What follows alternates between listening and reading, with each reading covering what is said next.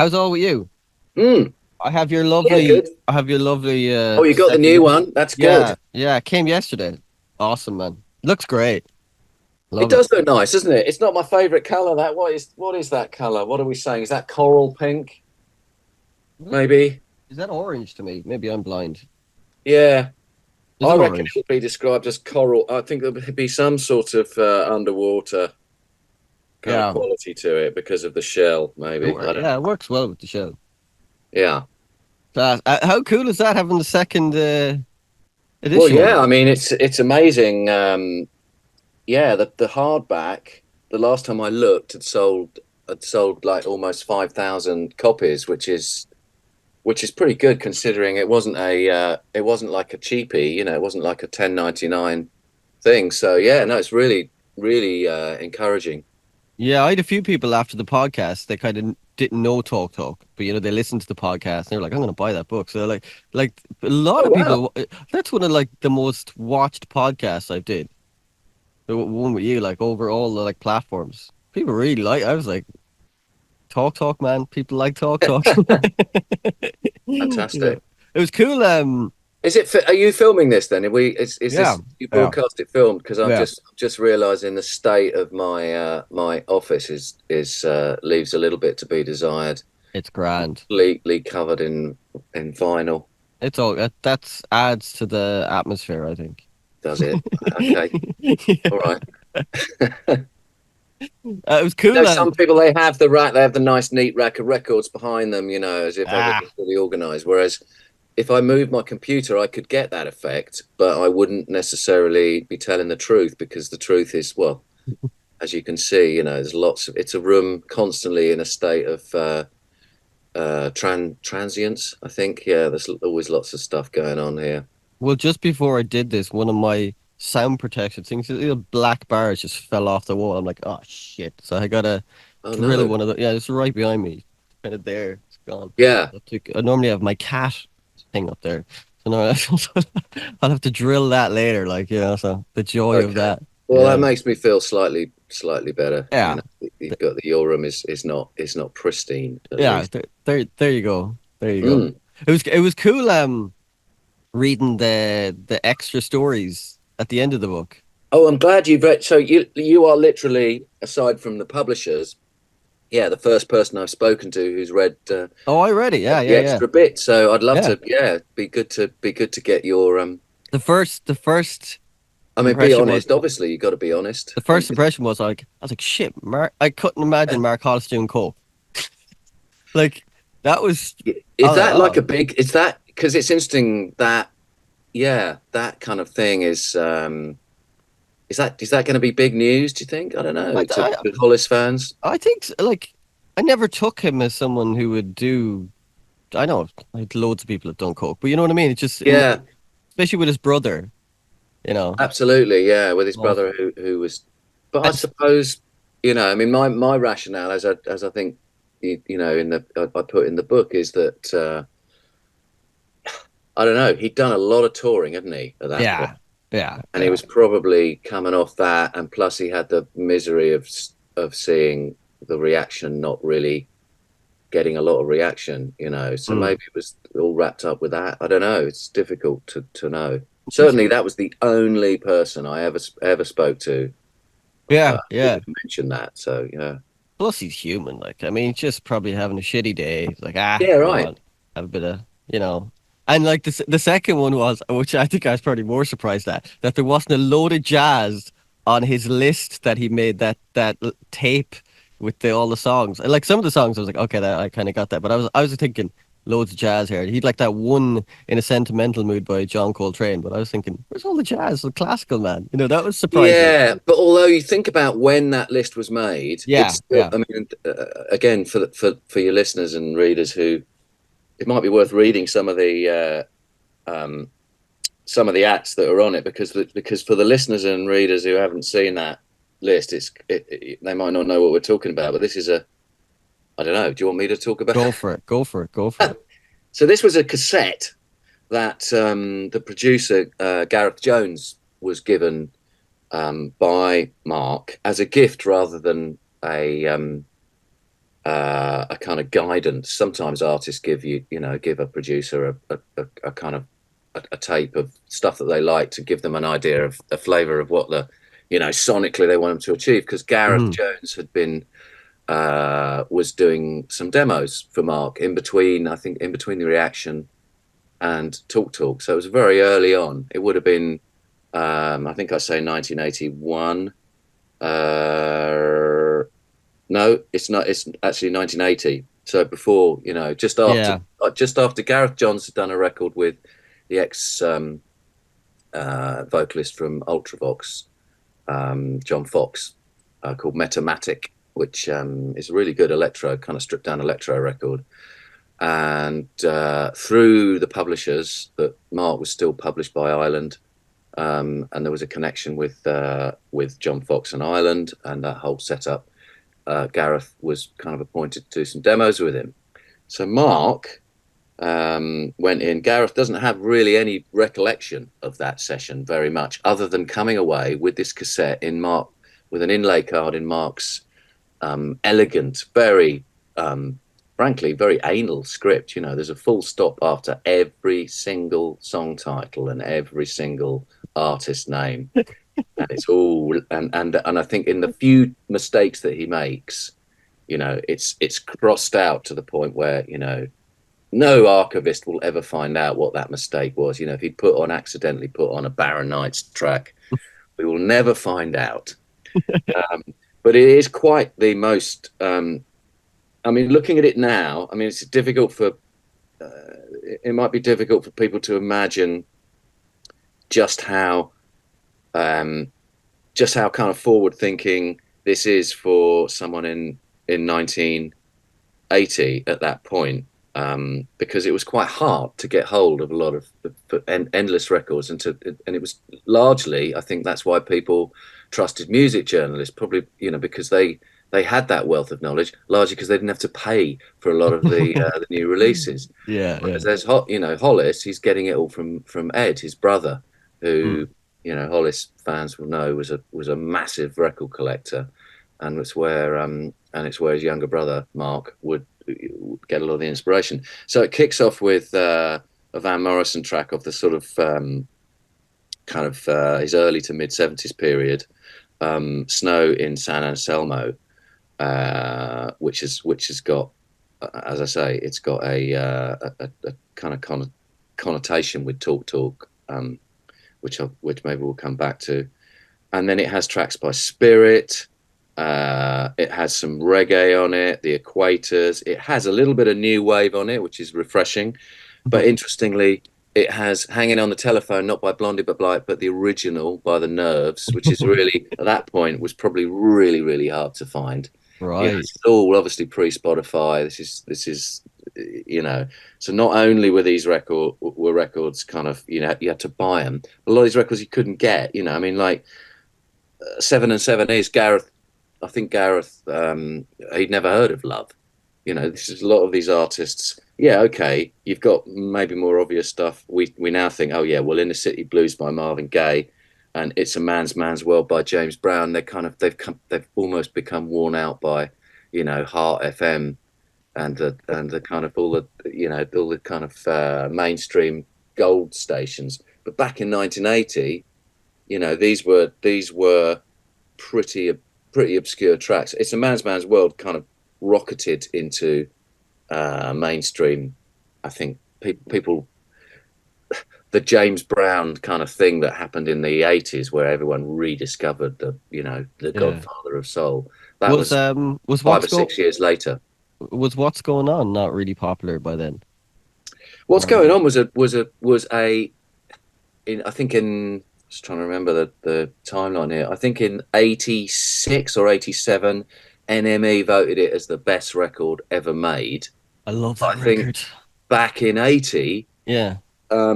yeah, it had been successful, but Marvin Gaye was kind of, he'd had a big hit that year. I mean, he'd had his final hit, Sexual Healing, was it? Sexual Healing, yeah, Mm. and it kind of come back out. But he'd been in the wilderness prior to that for a long time, so Hollis was probably digging up, that Yeah. period, and Yeah. that's certainly not a record that um, everyone would have been aware of. Me and Likewise, Tom me. Petty and the Heartbreakers. I think he would have got that from American Girl. He would have got that from Ed's connections with Ireland, because Ireland Right. were the first people that put Tom Petty out before he went over, before MCA got that label deal with Petty's Okay. imprint. Um, yeah, and there's some King Tubby Meets the Rockers Uptown was a sort of John Peel staple. Okay. Um, he puts on, yeah, he's got some Rolling Stones on there, but he's got Dandelion, which is sort of, quite, it's digging deep. He's got that kind of DJ's desire not to put the obvious tracks on. Similarly, David Bowie's put Heroes on. He loves Heroes, but he's put on the French version, not even the German version, which is the sort of go-to. Oh yeah, I'm really hip. I know the Bowie version in German. No, he's gone for the French version. Um, Lennon wasn't he? Did put Lennon's track on there as well. he's got Plastic Ono Band, yeah, Instant Karma. Um, I'm just thinking, if it was early '80, Hmm. Lennon was shot at the end of '80, wasn't he? So this was so Lennon was still alive when this was going on, Hmm. and arguably probably not. There wasn't that sort of big Lennon revival again that happened. In that period, in that late Yeah. '70s, early '80s period. That's probably the weakest and least popular period for the Fabs. Yeah, because starting Certainly. over probably wouldn't have came out. It didn't come out really nearly till before he was about a month before he died. That's right. So he really didn't have it now for a while. No, Yeah. no, Yeah. he'd been busy being a dad, for 5 years or whatever. Mm, mm, mm. Um, Side two, he's got the only track, the only artist he repeats is Love, quite tellingly. So there's a second Arthur Lee track on side two. Um, uh, One track from the second Love album, and this one from the classic Forever Changes, Alone Again Or. Um, which actually, until recently, I didn't realize Alone Again Or is not an Arthur Lee song. Yeah. Yeah, you kind of think he owns it so much, doesn't he? Yeah, yeah, yeah. I mean, and also because his voice is mixed higher than what's I'm trying to remember the name of the guy who wrote it now. Probably love. There's probably people who listen to your podcast who are massive love aficionados who are now pointing at the whatever device they're listening to this on, calling me a total cock. I can't remember his name. Anyway, Just, him yeah. begins I with a don't know. D, I think. I don't know his name. I'm not.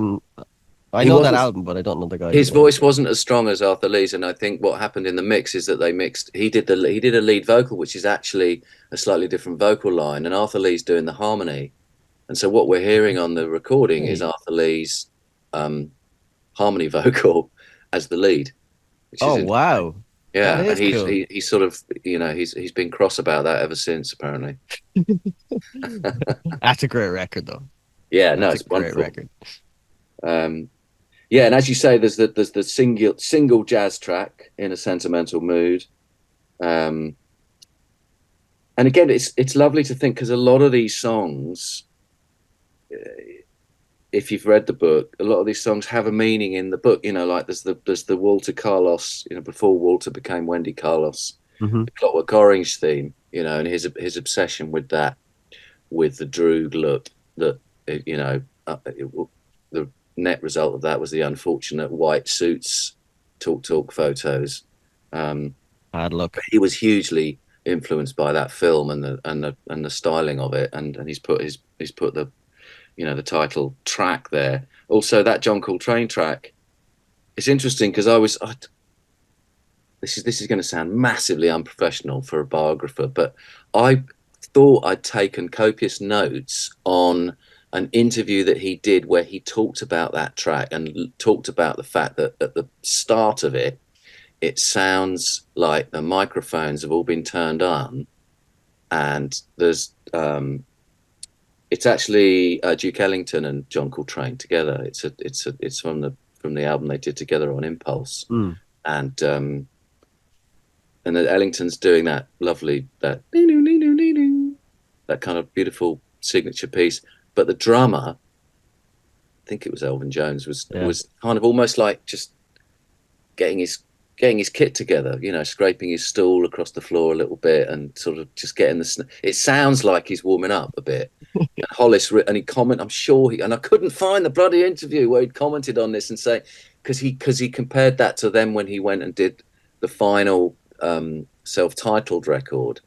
And he liked the fact that, it starts obviously with that silence and also the tone of the sound of just the sound of the room, and I think that's kind of that it's quite telling that even at this early stage, he's sort of, that is a signature track for him. Yeah. That kind of room ambience. Yeah, there's some New York Dolls, some the classic Loving Spoonful. I don't know how. Again, Harlem Shuffle and Summer in the City. These are songs that were, they're almost slipping into that. If I never heard it again, it would be too soon category because of the ubiquity of the their use in adverts and films and. But back then, were probably a little bit more niche, a little bit less obvious. People wouldn't really realize that though, would they? It kind of wouldn't take. It probably took me a bit of surprise. I would like because they're so well. A lot of them are well-known songs. Yeah, well, I mean, I try. I think I try to make that clear in the in the book. That it is. You have to imagine the context of 1980. We've just come out of punk, and we're into two-tone, and yet so there's a reggae and ska are in the air, arguably. But that sort of, and also we just had this incredibly healthy musical revolution that was, the post-punk, the new wave, which the kind of ska thing came out of, as well as new romantics. So all of these youth movements were coming through. So that, looking back to 10, maybe 15 years before, that was really quite unfashionable. Right. It's not, it's not what really people were interested in. That kind of really only happened in the sort of, mid to late 80s, where, obviously Q magazine and then later Mojo magazine and Uncut, they all started sort of, that was the stock in trade, and that sort of retro. And also, of course, the CD had a lot to do with that as well, the way that the CD, repackaged classic albums started becoming big money spinners for the labels. Yeah. Well, even as you said about the Beatles, like the Beatles going into the 80s weren't really, they weren't what they're. I know it sounds weird what they are now. it just sounds. They bizarre, weren't. but No, it does. Yeah, they would. I mean, I'm considerably older than you, I think, but I remember, my first experience of the Beatles was through Eric Idle's TV Ruttles. thing, the Ruttles. Yeah. Oh wow. I bought the Ruttles album, and I really didn't. I mean, I kind of had they were like a buzz in the background. The Beatles, they would get played on the radio, and you would sort of be familiar with them in the same way that you were familiar with, Rock Around the Clock and Heartbreak Hotel and all of those oldies. But it felt ripe for a piss take, and at the same time, the music, obviously the music was written by a massive Beatles fan, in Neil Innes, so there was that kind of clever referencing of the Beatles. But even, I mean, I'm a huge XTC fan. I'd like to think you are as well. But the first XTC record I bought, there was a song called Science Friction, that you might know, and the riff going up to the chorus was now, and I had no idea that was a reference to Please Please Me until I later heard, and I thought, oh wow, they got that off XTC, and I had the whole kind of chronology all wrong, because the bands I liked were kind of Buzzcocks and the Jam and the Clash and XTC, so all of that old stuff, Van Morrison and the Isley Brothers and James Brown, was terribly boring, really. Right. I think younger kids probably thought it was, it was much more exciting. Jerry Dammers was much more exciting, and the Madness, Yeah, I suppose when you're young, there's always kind of people are in like, what's kind of hip to listen to. Like my whole crowd of friends, were into metal. I liked metal, I play guitar, but like I was really into. I used to get teased for listening to David Bowie. Like, David Bowie. And I remember my friend when David Bowie died, he was like, "Oh, I can't believe David Bowie died." And I said, "Yeah, man." I was like, "Ah," I said, "I when I seen him live, it was unbelievable." He goes, "How did you see Bowie live?" I was like, "Remember when you didn't like him? That's when I seen him live." It's like it's like that kind of thing. So you Yeah. know, you know, what can you do? But the bit, but the it's what's great about the Beatles is they're kind of through remixing and all this stuff, they're really constantly staying relevant and stuff like that. And there's a whole new audience of people finding them, especially with like Now and Then. I think a lot of people got into the Beatles. It was such a big thing, you know. Yeah. I mean, I'm not. What did you think of that? I didn't like it, Really? Why? and I and what was odd about it, I thought, was that I think animators call it uncanny valley. Valley. Mm. Yeah, I just found the AI. I found myself listening to the vocal, and clearly what had happened was because it was a Lennon demo. Is Mm. that right? Yeah. So so it was recorded, and the problem was is that occasionally the piano would drown out his vocal because it was done on a presumably a cassette recorder next to the piano. Yeah. So what the I mean, this is my interpretation of it just from having listened to the record. Where the AI helped was learning the cadences in Lennon's voice and filling in the gaps that had been drowned out by the piano. And that It. and Yeah. on paper, I'm sure. I mean, I'm sure you're about to tell me this is all nonsense and I just made it up. Well, But on all it paper, did, it seemed to work, but it just felt all it odd to did me. was it took his vocal and extracted all his vocal from the piano. So Right. so that's all they did. They didn't add anything to his voice. They didn't add any lines and stuff like that. You can Okay. hear where there's parts like that he wouldn't have sung that McCartney doubled. There was Right. Maybe some kind that's of it a then. section going into one of the thing, but it's they didn't actually use any AI on his voice at all, which is like Okay. that would Okay. be sacrilege if they did. But All yeah, right. Well, in that case, I stand corrected. I think the net result for me was that I didn't get any emotional connection from the lead vocal, and maybe it's because that often happens when vocals get double tracked, so you right. don't get that. You don't get a connection with the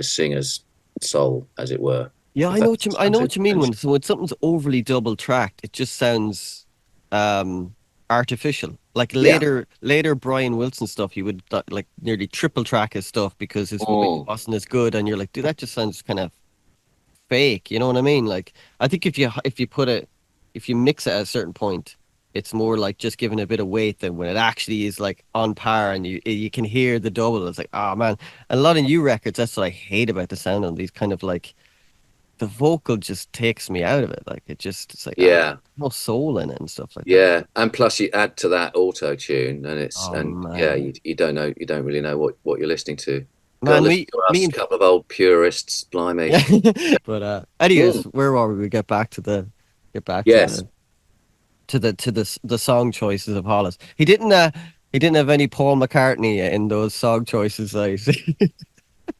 good point. Yeah, no, he didn't. He didn't go well. Again, that was the nadir, wasn't it? Is that the word? Is that the word Yeah, of Paul McCartney's? I'm just thinking. I'm just thinking when the worst period Paul McCartney was, because I think 80s. he actually in the other one of the other news sections where Nigel Reeve, I speak to Nigel Reeve about his relationship with Hollis. He could not forgive McCartney for the frog chorus. That was the thing that was the final nail in the McCartney coffin for Hollis. I think that was a little bit later, wasn't it? I think that was probably sort of mid 80s or 83 or something. So yeah. So actually, in 1980, McCartney was still making, Tug of War. in my opinion, McCartney 2. It's a great record. Oh, it's a great record. Yeah, Mm, yeah. mm. I think it's probably just because McCartney sometimes comes across a bit of a cock, like you know what I mean. Yeah, well, he had also had that period. Like He the had whole come out of the probably in Hollis. Yeah, the thumbs aloft. this. But he'd done Mullock Entire, which was like, again, if I never heard it again, it'd be too soon. But he'd had that, and that was the biggest selling single up until that point in the history of singles. It was like it was just everywhere, and you could not get away from it. Sort of towering Yeah. There's a sort of folkiness. there's a fantastic book that I've read on Paul McCartney by Alan Kuznets. I could get his name wrong, but like it goes from after the Beatles breakup to about 74, 75. Right. Some of the stories are insane. He was like in LA and he's in LA and he's working on a record. He asked the engineer, "Can I borrow your dog for a while?" Because you know that like him and Linda loved animals. Mm. And they took the dog for a few weeks and they get back. The guy's calling the dog the name and he's like he won't answer and he's like, "What's wrong?" And he goes, "I'm Carney." He goes, "Oh, I changed his name. I didn't like it." You're like, that's just the fucking weirdest shit I've ever heard in my How life. did you manage to change the dog's name? And the dog kind of went, "Oh, fair enough. Then I won't. Yeah, I'll that's what I was wondering. pick He his just name." kept calling the dog a different name. He didn't like it for weeks. Right. I was just like, wow, What that did he is change the dog's name to? Martha. maybe Rupert or something mad like that. Okay. So, Because but he, dude, he had a dog called Martha, didn't he? yeah. That Mm. Martha, my dear, is about Mm. that. But the book is incredible because you just see this kind of maybe rootless side is maybe a Sounds like good. yeah, it's like a bit of megalomania going on there. Yeah, we can kind of see that in the Get Back stuff. You're like, they're all like, Yeah. dude, shut up, man. We just want to kind of, you know. So yeah, but at the same time, I love the guy's music. I think he's done some great fucking music. So Mm. Mm. can't really. Mm. He won't be coming on the podcast, I suppose, after this. Like, Well, not after that. No, I mean, edit that all out. Hey, Paul, do you want this? actually, he is. I meant to say he is today's mystery guest. Paul. No, it's fine. No, it's not.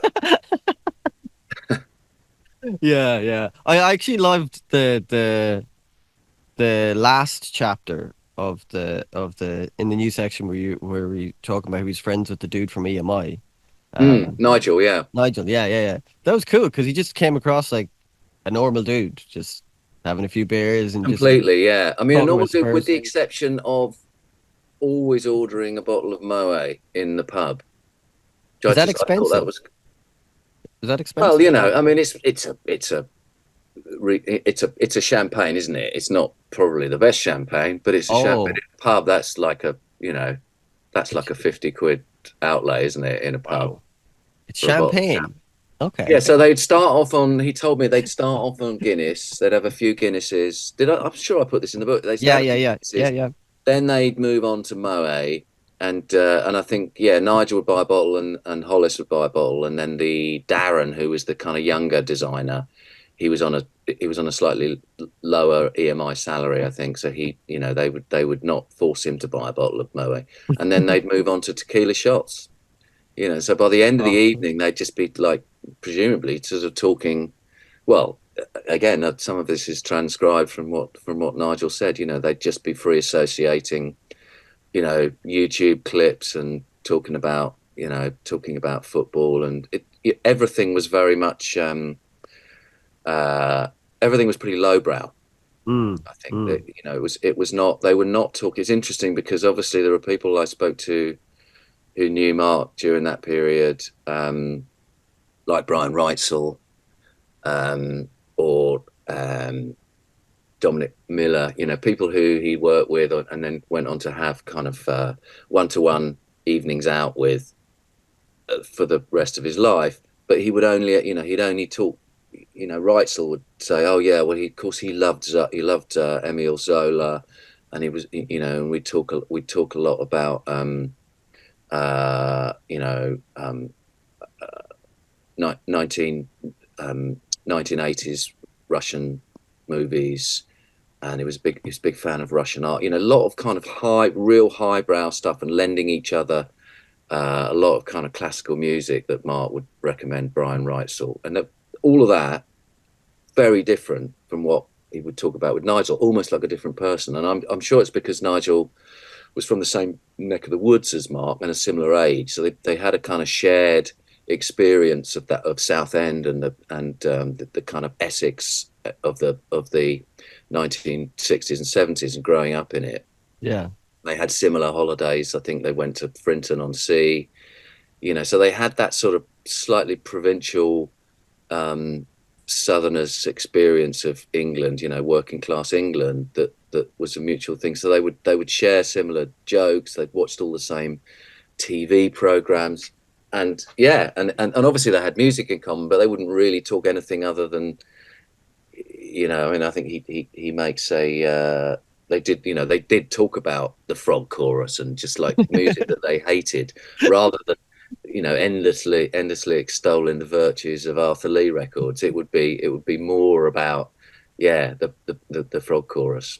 I love the way he was like into YouTube because like that's kind of like I think a lot of people don't really watch TV anymore. They just go on YouTube. Like I do go on YouTube and just look up like like some jazz documentary that I find or so like little bits. Hmm. Probably like yourself, and it was kind of cool. I was like, ah, cool. Mark Hollis did that because you kind of think he was a luddite. That I had that kind of thing that he was just technology. No, didn't have a phone, didn't have an email. Yeah, because for the longest time, people would talk. Phil Brown would talk about having to contact him through Flick Yeah. on email. He would not even have his own email address. So you Mm. kind of imagine, yeah, there's an element of that. You just imagine him, you know, dressed entirely in sort of brown Hessian cloth, sitting in a kind of magnolia room reading Gazola.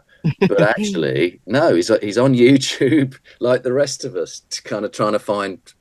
Not sure. I'm not sure he sank quite as low as trying to find videos of cats, but he'd certainly find really obscure footage or recordings of bands from the 60s and 70s that Darren and Nigel had never heard of. He would say they'd have conversations, and the next day he'd be inundated with kind of, oh yeah, look, that thing I was talking about last night, I found it here, and he'd send it to Nigel Yeah. after their evening in the what they used to call the Dog and Duck, which was actually the Elephant and Castle in just off Kensington Church Street. Yeah.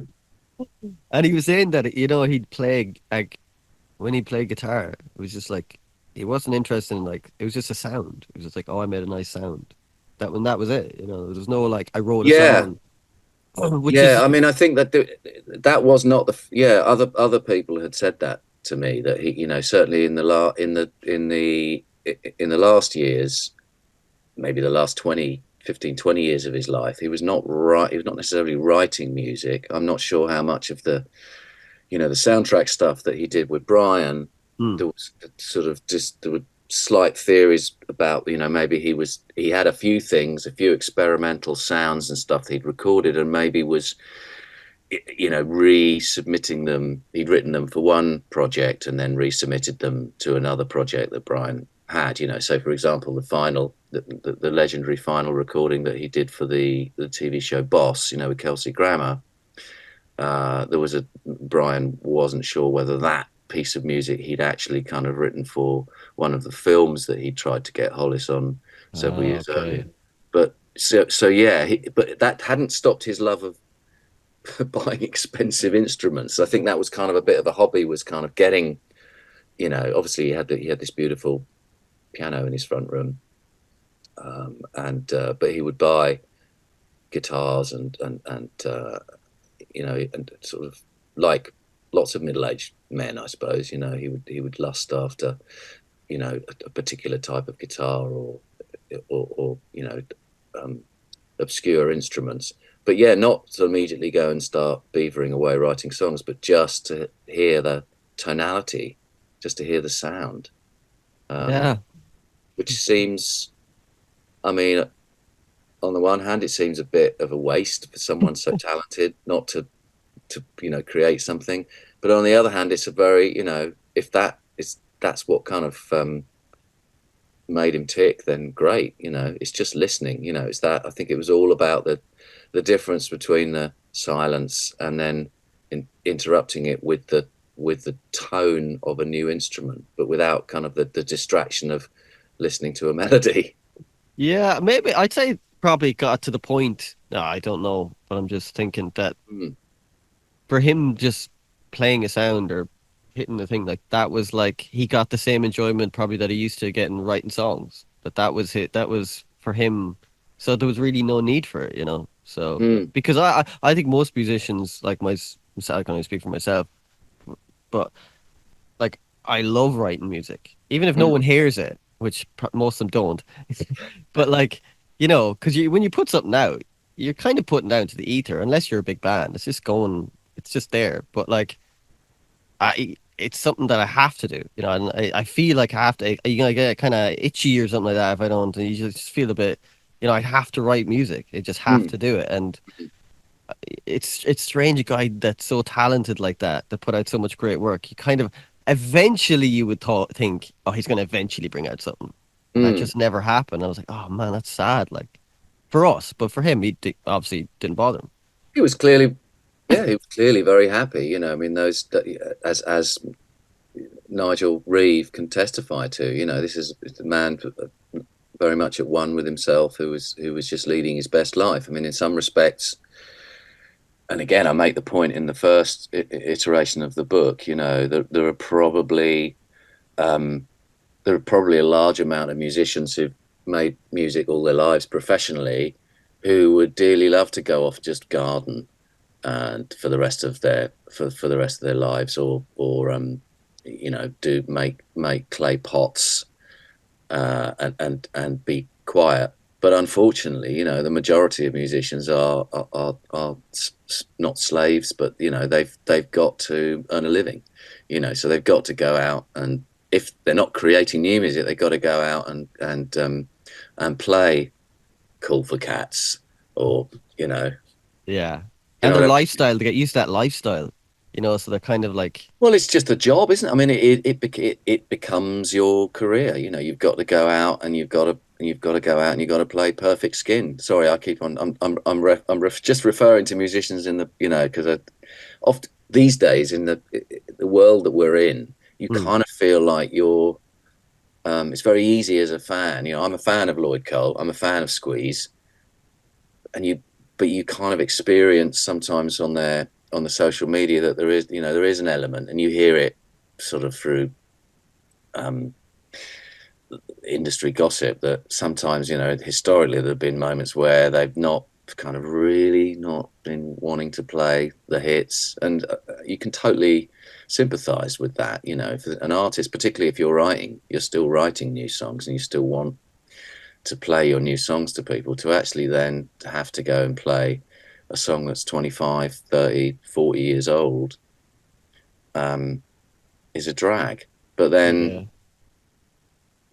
I don't know. I mean, there are some artists who seem to, yeah. I mean, they all, if they're professional, they all manage to either reproduce the semblance of authentic emotion and joy in those songs, or they actually are genuinely really enjoying it in the moment. Because they're great songs that never get old. yeah.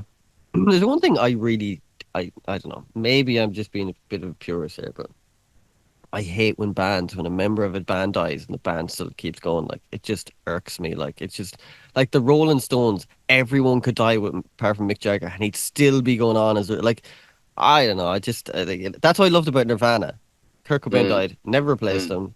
hmm Done. But like, like there's so many bands that could like there's some band that there's actually no original members in. Leonard Oh, there's Skinner. plenty of those. That's Yeah, Soft crazy. Machine. I think Soft Machine are going out Are without any they? of the original members. Yeah, yeah. They played near here a few months ago. Yeah, I mean, I think also there's a lot of bands who are kind of down to one members. So I'm thinking, there's a kind of punk bill later in this year where the Stranglers are headlining, supported by the Buzzcocks, but actually it's just the Strangler now.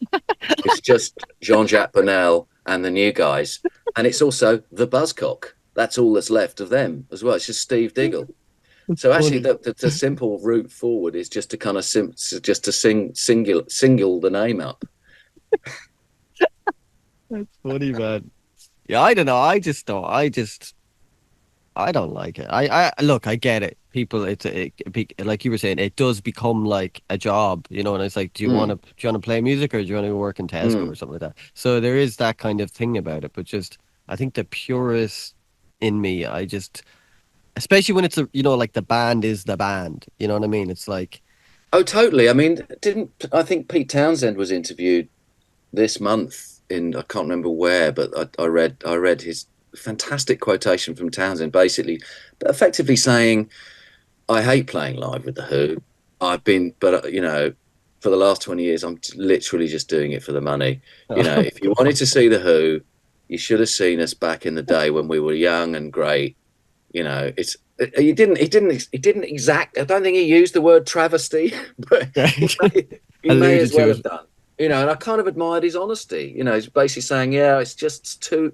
Who wants to see two blokes who are nearly 80?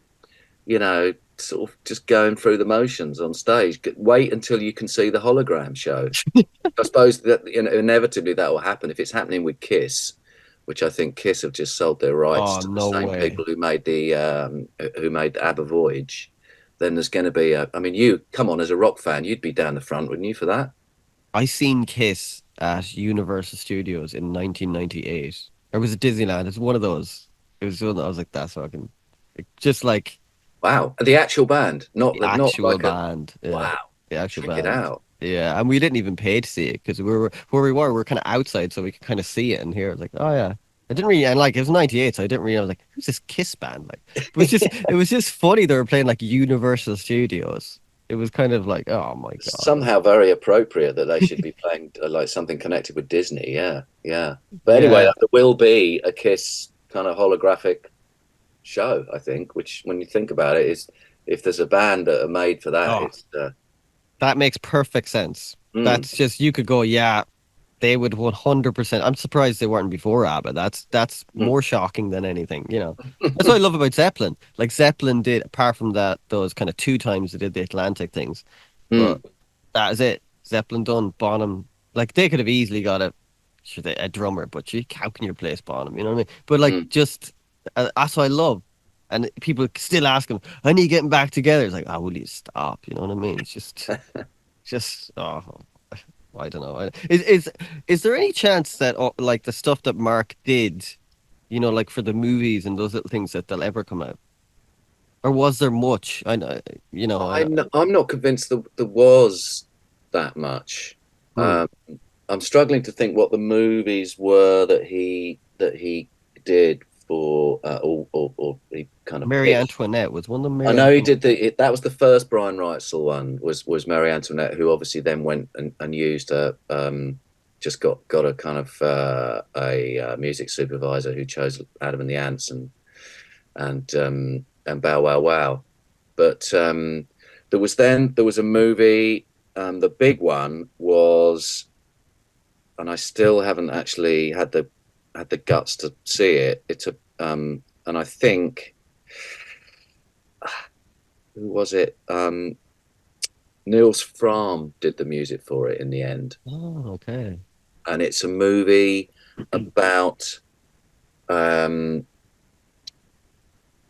revolutionaries, with each role played by Kate Blanchett. I can't remember the name of the movie though now. Okay. And I think he was some way down the road to his music being used, and then the director, there was a kind of screening, and the director had used his music in a way that was not what had been agreed, and Mark just pulled the lot. That's what I heard from the various people I interviewed. This is in the first volume of the book, which is why I'm slightly sketchy on it, because it's been a while since I wrote it and researched it. But the what is the film? I could find out live on air and tell you what the film is, because I think people might want to see it. I'll do Um, a slight edit there, and it looked yeah, like here you we just. go. Kate Blanchett.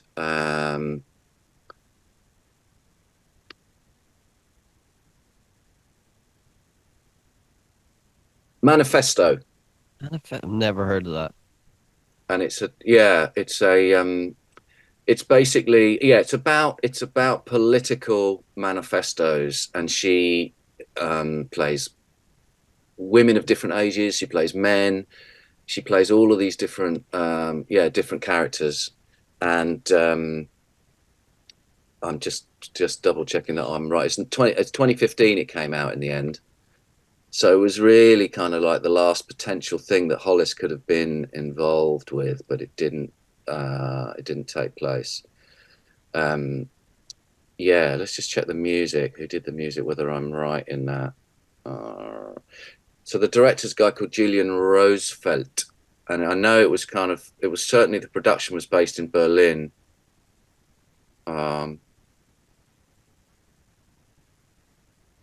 there's nothing on the music where I'm looking.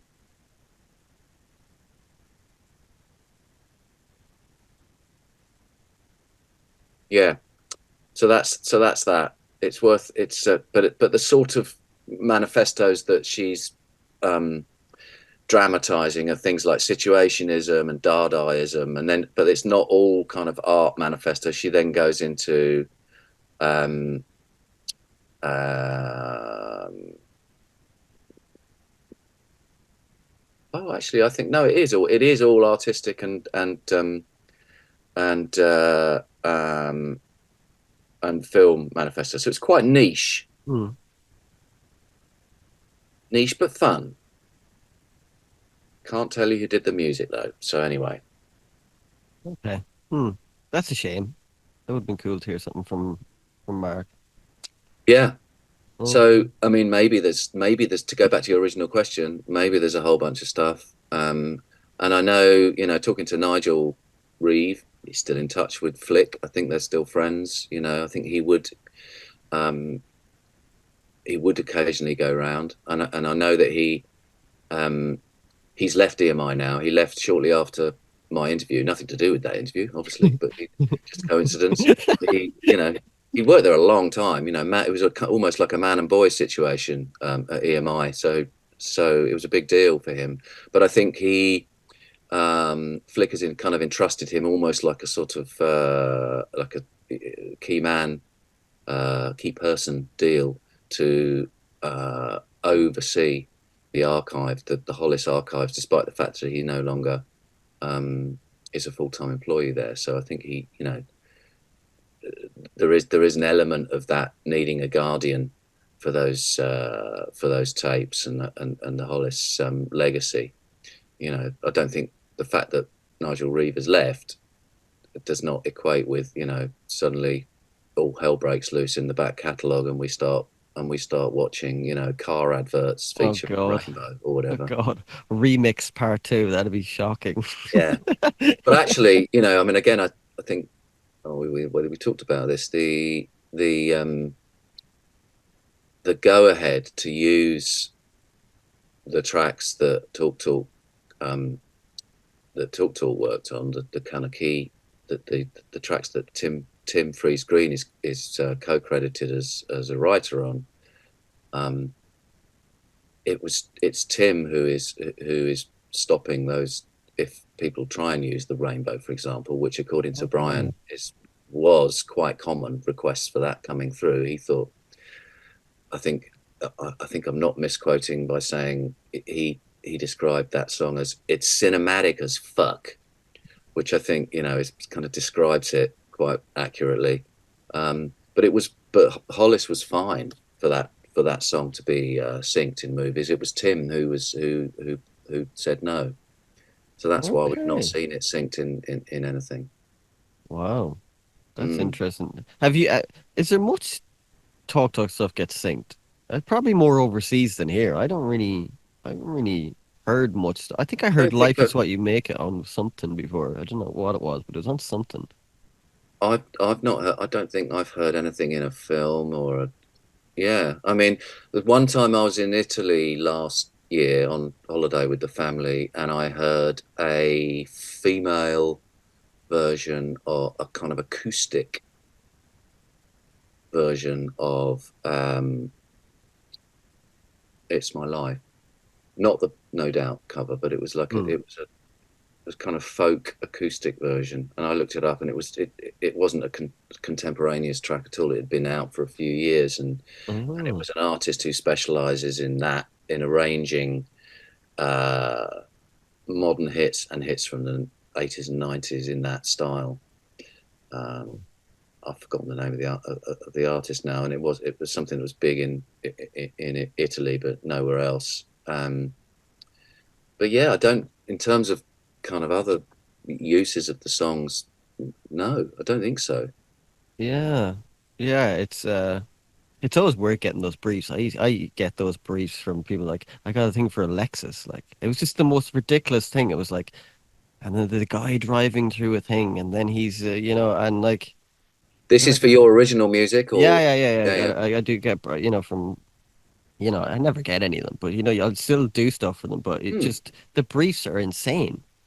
Like the ad still hasn't come out. It was just it was like a year ago, but it was like a guy's driving through a field, and then there's all these what was it like plants, and then Hmm. write something that's cinematic but not too heavy, but also heavy.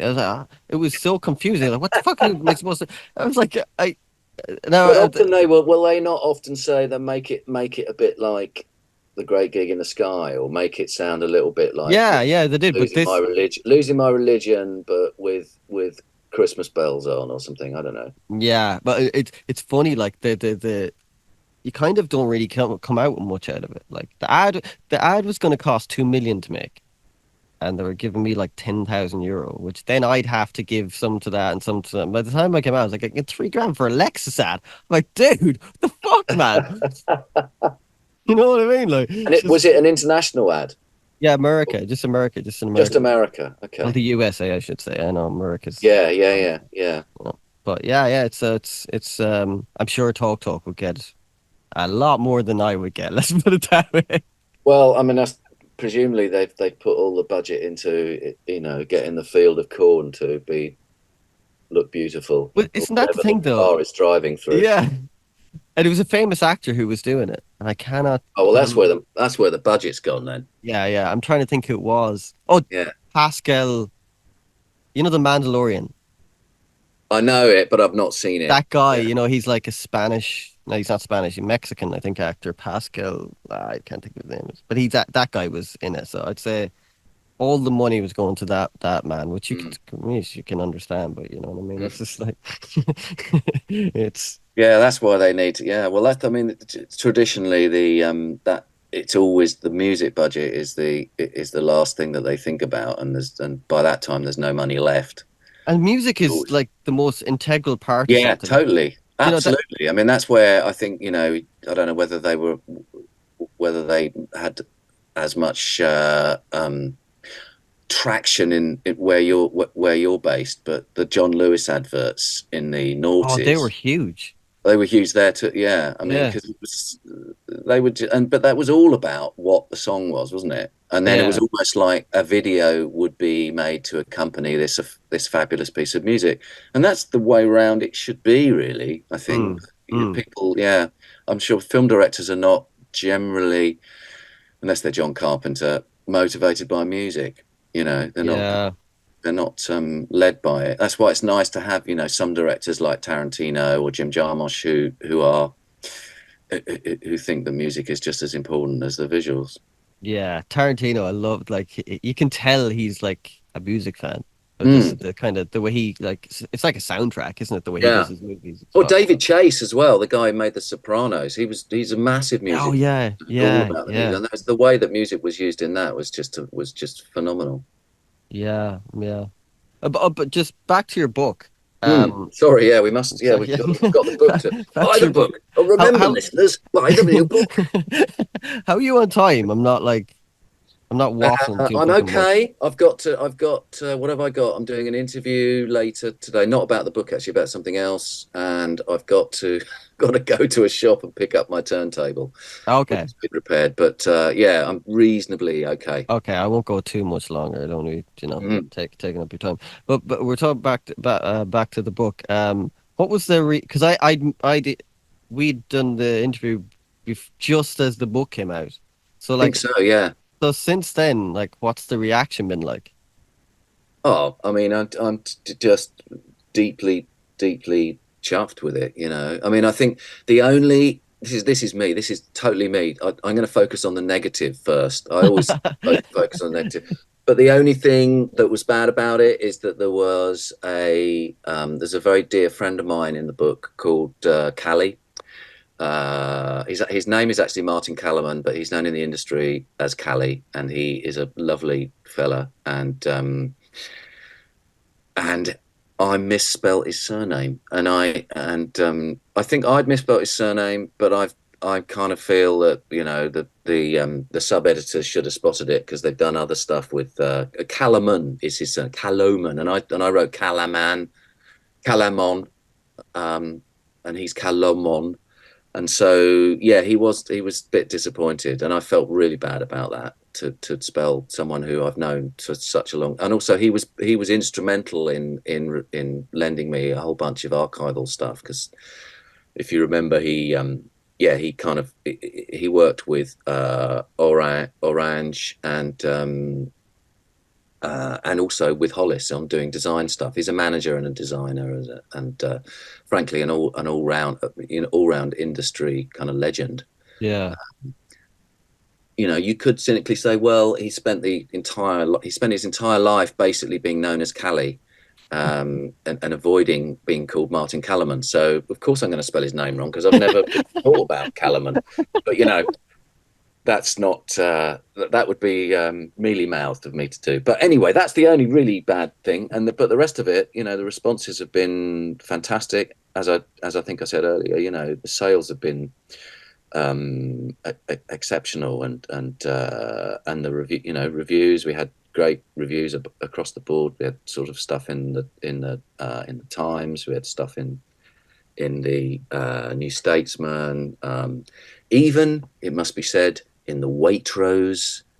Doing a lot of talk about John Lewis and Waitrose in this podcast, but even in the Waitrose kind of food monthly, Stuart McConey wrote some nice things about it, which was nice. Oh yeah, I did the Six Music with Mark Radcliffe. He interviewed me, which was great. So yeah, I mean, it's been really, really, really positive. And I suppose we wouldn't be doing the paperback if it where incidentally Callie's name is spelled correctly. So, spelling fans, if you got the first book, buy the new book for the correct spelling of Martin Calaman. Was that But yeah, difficult to so fix it? Was it difficult to fix it? Like, I'm sure you didn't call him Calaman much time, so it was only like. you'd be surprised. He gets, you look at the index, there's quite a lot of references to him because he was quite a yeah, I mean, certainly towards the end of Talk Talk's career, and then through the latter period of that he put the Hollis record, the solo record he did with that ultimately ended up coming out on Polydor. He put that together as well. So yeah, he's quite. He gets quite a lot of referencing, and I didn't want to call him Callie throughout the book. I tried to keep it formal Yeah. and misspelled. Sorry, we're talking about that too much. But yeah, so it's been really good. We're also now talking for this publication. There's going to be a kind of tour. I can't believe I'm saying that. So it's going to be a short kind of reading tour that there's someone putting together, which is quite exciting. And a sort of coverage in some of the press that where we didn't get so much last time. So that's all happening. Yeah, and meanwhile, I'm still kind of dithering about what I'm writing next. There's been a number of kind of false starts, and something that almost came off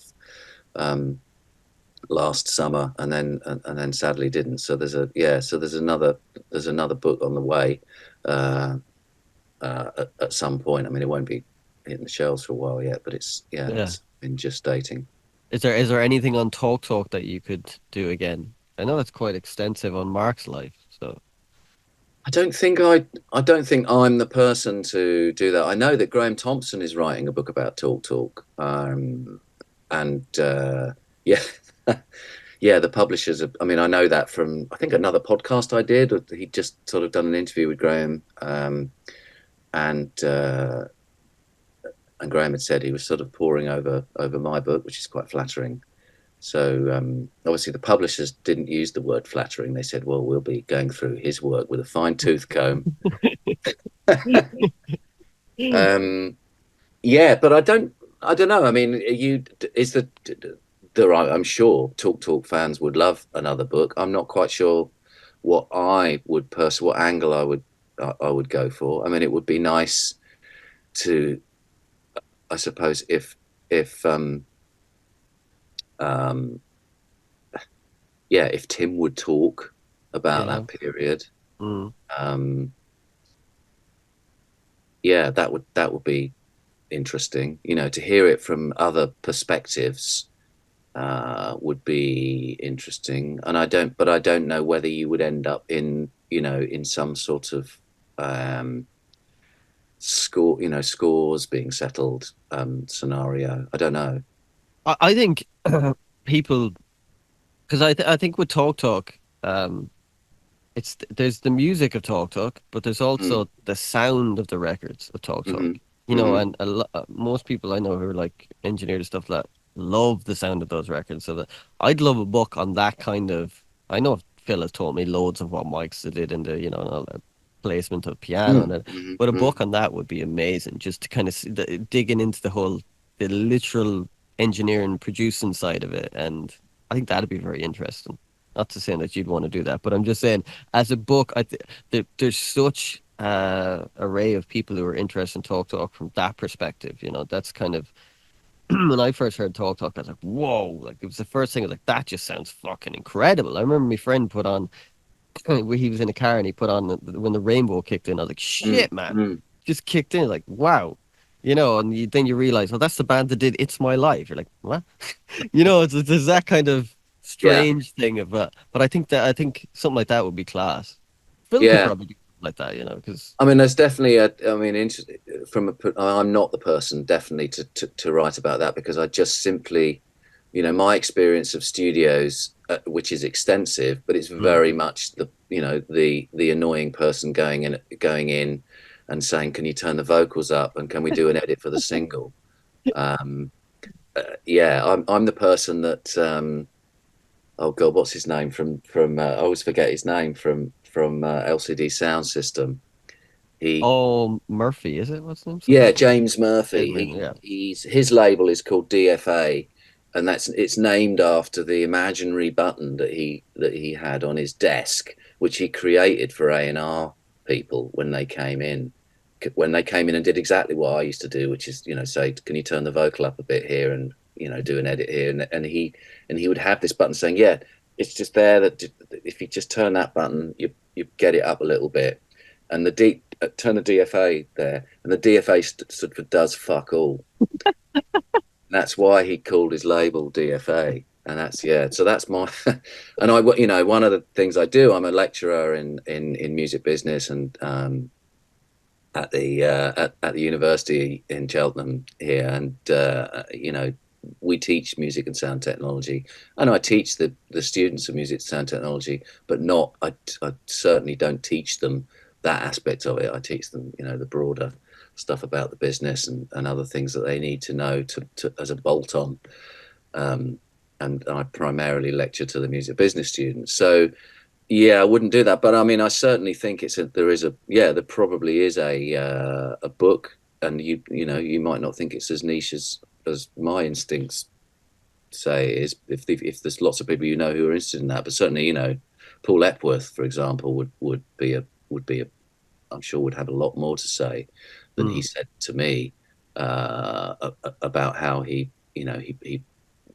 helped engineer or did the mix rather on the last Hollis record, and how influential it was on him, as a sound engineer and record producer. How that was really why he got into the business in the first place. But Yeah, the yeah, I sound. mean, what they were doing in Wessex with digital technology in 1987, 88, it's phenomenal, really, in terms of where studio technology was in the trajectory of studio technology. Certainly, I mean, I didn't get into A&R until the end of the 80s, and people were still cutting up tapes, when edits were being done with razor blades and tape and sellotape. That was still going on, even though obviously digital technology eventually usurped that by the sort of early 90s, but Mm. it happened so fast, and they were definitely ahead of the curve in the way that they used the Mitsubishi machines to create almost like sampling their own work, and and building it up like a, you know, like an artist, like an artist with a palette knife. Yeah. Like Phil had such a hand in those records. So like his like I'm not saying people underestimate what he did, but just those records would not sound like that without Phil Brown, I don't think. You know, No. they just that dude is such a good engineer. It's fucking Mm. incredible. Like I always thought he should have got a production credit on the Mark Hollis record because that kind of is produced by like Phil Brown. You know, that's always a weird. The producing credit's always a weird kind of, you know, who's Oh, produced. it's completely, yeah, it's a completely arbitrary term Yes. in pop music, and largely is based around, you know, who's getting points, you know, which person is getting a percentage of this. Mm. So it's a shame, um, in that respect, yeah, because there are certainly people who have production credits on other records who have done far less than Phil Brown did on the Talk Talk records. Yeah, yeah. You ever seen Heart doing Led's Stairway to Heaven at the Kennedys? They're playing Stairway to Heaven at the Kennedy Honors thing Oh right. in front of Robert Plant, John Paul Oh wow. Jones. I Dude, love Heart. Early dude, Heart. dude, this is like fucking one of the best I nearly fucking cried. It was so good. Like I got goosebumps on my fucking arm. It's incredible. Like they didn't know Jason Bonham was going playing. So he came out and he's like, "Oh shit," and he points to them in the fucking thing. And then the minute it starts, I was like, man, like I do When find was that this? like When was this performance of um, Stairway to Heaven? maybe 2015, maybe to 2015. Oh, okay. I But mean, dude, Heart were kind of they had a kind of second wind, didn't they? In the maybe in the 80s or the 90s, perhaps with how can I get you alone? I think that's the top of my head. But I knew nothing about their earlier 1970s career when they were like, you know, when they were just it was a girl band. It was like a proper rock band fronted yeah. by women, like Fanny or something like that in the 70s. There were a few of them. Everyone sort of thinks that female rock started with, you know, Patti Smith and Debbie Harry, but you know there were others. Susie Quattro doing it, Yeah, and yeah. obviously, and Heart, Magic Man by Heart. I don't know whether you know Magic Man, No, no. which my wife, who's actually from New York, from the Bronx, she introduced me to, and it's just brilliant. I must So check it yeah, out. I I'd must check it out. recommend that's a deep dive It's a into. deep cut. Yeah, but dude, I can't believe you've never heard. It's fucking incredible. No, I'll dig it out. I'll dig it out after this. Maybe you'll like, oh, come on, Paul. But dude. Sometimes I do if something's so good. Like there's Joni Mitchell did a performance during maybe it was lockdown or something like that Mhm. of Both Sides Now, a live performance where she's sitting like it's like she's sitting in a fucking throne at Yeah. Newport and everyone's around her. Oh yeah, And yeah, this is about yeah. a year ago. Every time I hear it, I start crying. I actually cannot listen to this fucking thing without crying. It's very moving, isn't it? Because I think it really Amazing. works with her new, very deep singing voice. Yeah, yeah, yeah. Because her voice has gone down almost like an octave. It just feels sort of like I've looked. It's almost like kind of Joni Mitchell does Barry White now, isn't it? But it's fine. I actually kind of like her voice a lot now because it's like I don't know it's you know when you feel when someone it's authentic and you Hmm. can hear not hear their soul but you can Yeah. hear them and it's just like there's just something about that. I go fuck man, you know. I don't care what age they are or whatever like that. Just you know, that's what I loved about Bowie's voice too. I liked Bowie's voice as he got older, especially like Hmm. on Black Star Hmm. had that kind of like Oh it was man, more Blackstar. Yeah, it's amazing. Yeah, dude, that really good. record Yeah, yeah. is But I still like Uncle Arthur. Still reads comics. Uncle Arthur. I like that period as well. the Durham fucking the Yeah, Durham period. yeah, absolutely. The Anthony Newley period. It's up there for me. Yeah, yeah. Oh God, I It's love all it. here. It's all here on the walls, as you can see. What's that top record in with the red? Someone's wearing a red jumper or something.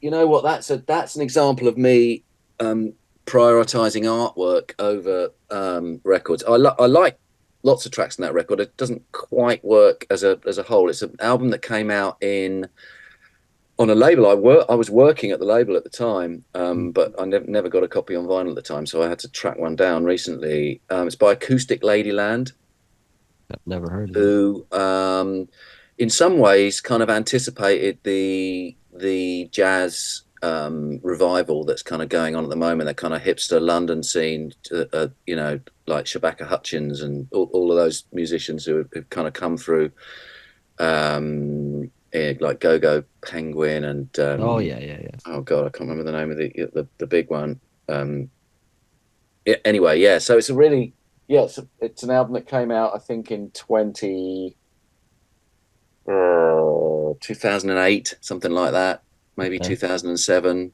Um, Called Acoustic Ladyland. It's got a great. I think it may have got nominated for a Mercury, possibly. Can't remember. But the key guy, it's a guy that they've got a drummer called Seb Rochford, who's kind of involved in a lot of the kind of contemporary jazz bands that are going on at the moment. Um, and there's a song in it called Cuts and Lies, which is really, really good. Um, Yeah. and at one point, I remember because I was in the office adjacent to the guy who was A&Ring this, and in a desperate attempt to try and garner interest at radio, um, bizarrely, he managed to convince Scott Walker to remix Saltwater. I mean, Wow, you can't tell it's Scott Walker remix. You know, how many Scott Walker remixes can you name? that's None, mad. apart from his one of Acoustic Ladyland. Anyway, but what's beautiful about it is I just think the artwork is just fantastic, and it's actually it's a Viennese painting by an artist I don't know, Alexei von Yawalensky, Portrait of the Dancer. Okay. Um, sorry, Portrait of the Dancer, Alexander Sakharov, 1909, which is in. Uh, Actually, no, it's German. It's in Munich. It's in the Munich gallery. But what's great about it is that this is a guy, but it kind of looks like a woman. I love that. Oh, Anyway, it's a dancer.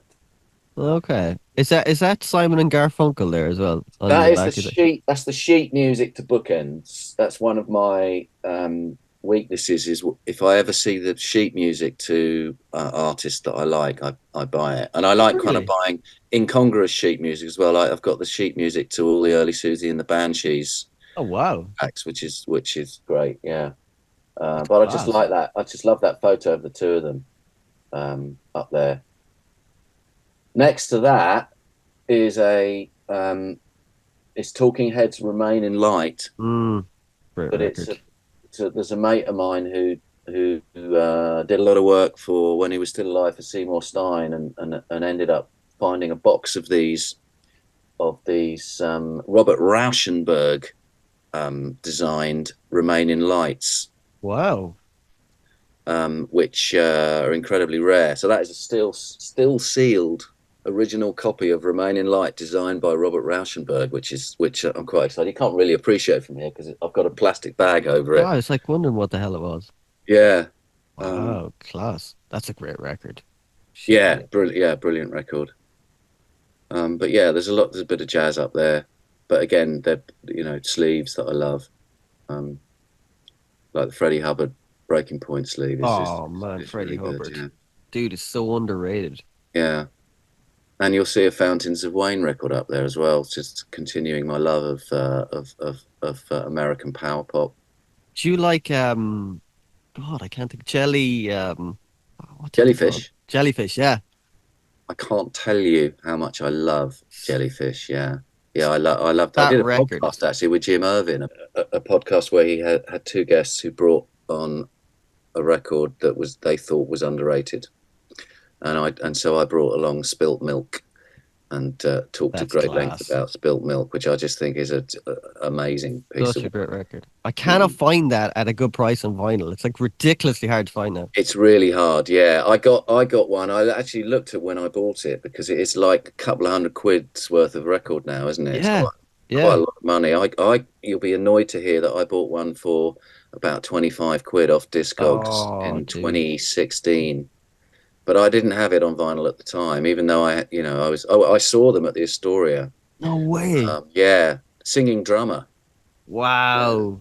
yeah, That's amazing. class. Yeah, they were really, really good. And actually, I remember watching that gig and turning around, and there was a guy there next to me called Fergie, Fergie Unger Hamilton, who's a very, very successful A&R person but he'd specialised in signing very hip acts like Portishead and that sort of thing. And I remember expressing a surprise at seeing him there because I'd always thought that they were very much, that hipsters like him wouldn't be seen dead at Jellyfish, but they were huge. I think everyone in the industry, rather like Talk Talk, I think at the time, they were a big industry band, industry secret, because everyone realised just how fabulously um, talented they were, and also to a certain extent, sort of were clinging on to the fact that they needed to somehow they were never going to make it, so they needed the support. I think they were probably a few years too early for that. Yeah, Like remember that revival, like the Vines and the Strokes and all that stuff. yeah, Like that yeah. was just what was that, 2002, maybe? Yeah, early 2000s, wasn't it? Yeah. Oh, I mean, maybe, but that was, you got to think that Jellyfish were like a decade before that. Jellyfish yeah. were early 90s. So they'd have to, King is Half Undressed, I think, was 91, the first single that came out. So, and yet grunge then that was just kicking the shit out of and that was, everything. yeah, that was like, so who's going to listen to Spilt Milk when you could listen to Pearl Jam? Hey, That's something though that's kind of different now though. That is cool. That's different now. Is younger people don't really give a shit about no, that's right. genres, Yeah. which is great. Like there's none of that kind of like gatekeeping. You know what I mean? There's a lot of that in metal. Like if it's not metal, it's shit. Like there was a lot. That's Yeah, I changed. did. I mean, I've just marked a load of their research projects actually, and one of the students did a research project on the end of genre, which is an Oh, interesting one. I think there's more than just that essay to be done on it because I think there's not enough discourse on it, but I suspect that we might be seeing there's so many genres that actually genre doesn't exist anymore because, as you say, kids are just listening to music and it's all about mashing stuff up, and kind of takes us back to that Hollis playlist. All of that stuff. You would think back then everything was so factionalized. Back in 1980, yeah. as you say, you were a mod, you were a new romantic, you liked punk, you liked punk, or you like, or a goth.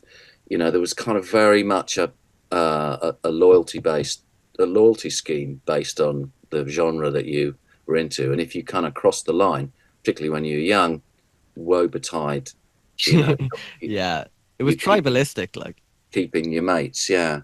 Whereas now, you're just it's largely because of the way that music is consumed on the streaming platforms. yeah, but that's good. Like, because I was always like that. Like, I would listen to the Mm, Beatles and the Bowie, and then I'd listen to Korn, and you know what I mean. But my mm. friends, a lot of them would listen to it was metal, and that's it. If it's not fucking metal, it's shit. Like, and I never I wonder understood whether that. metal is still a genre that kind of has that metal and possibly punk. The kind of, and when I say punk, I mean people who think that punk started with Fugazi and it's all about sort of wearing three-quarter length shorts and not eating meat and kneeling at the shrine of Steve Albini. Yeah, yeah. Um, I don't know whether that kind of Puritan, as you say, what was the you used absolutely the right word, and it's Tribalism. the tribalism of that will remain regardless of whether all the other genres blend and meld into each other. And Beyonce, you know, I mean, Beyonce's country record is just a great record. It doesn't, maybe there's a little bit of self-conscious boasting about being mates with Dolly Parton, but ultimately it's just got some great tunes on. Is it? I heard it's not really country. No, it's not. If it was, I don't think I'd be. I mean, you will like it as a person wearing a Beatles hat because the second track is her cover Blackbird. of Blackbird, Yeah. and it's really good, and it's very, very loyal to the original, even down to the little beat that sounds like someone tapping on a yogurt pot to me. Well, I heard it. I was like, okay, I'm gonna listen to this because, and then I was like, that Hmm. sounds exactly like the same guitar. And then I read that they actually just sampled the guitar and looped it. They actually sampled the Beatles part. Oh, And I was really? Is that right? yeah, Okay, yeah, yeah. fascinating. I didn't Because know it that. sounded so. I was like, that's unbelievable. I was like, how did they get it Yeah. to? And I heard, I was Although like, there are people, because for a long time that was one of my little bucket list things was to learn how to play Blackbird on the guitar because everyone was saying how you got to learn that. it's easy enough. Well, yeah, not for me. It's not that But hard. It's not that hard. It's like But there's anything, you know loads what of I mean? YouTube tutorials how to play Blackbird, loads of them. And so I just figured, well, it can't, yeah, as you say, it's not that hard. Yeah. So why would they sample it then? It's weird. I don't know. It's probably just to get the exact sound of it. I think because it Mm. sounds is that I now when I heard that track, I was like, it's not. I don't think I wouldn't go. I might listen to the Beatles one because she took me out of it when she starts doing all these fucking trills and stuff. I'm She like, doesn't do dude, too many trills though. And actually, she adds a sort of extra little counter melodies and stuff, which is quite nice to hear because it wasn't. we're all so familiar with the original. One of the great, I mean, my possibly favorite Beatles song. Have you heard Calico Skies that he's done? It's from Flame and Pie, and it's a lovely little song about Linda. This was just after I don't they think I did. have actually. No, I Oh, don't know. dude, I don't know that Flaming Pie. yeah, it's a beautiful song because it's done in that like finger picking style, Mm-hmm. and it's like a kind of sequel to Blackbird, but it's a beautiful song. I think it's one of the loveliest later period songs he's done, Mm-hmm. and Mm-hmm. yeah, that's check that one out. And he did it just after they did the anthology, so he was kind of really kind of going back to the Beatles stuff, so you Right. can hear that Oh, I'll influence. check that out. That's another one. Yeah, Yeah, it's Calico Skies. it's really nice. It's really nice. Callous Guys and Heart singing singing Led Zeppelin, Yeah, and Heart singing Stairway to Heaven. Stairway.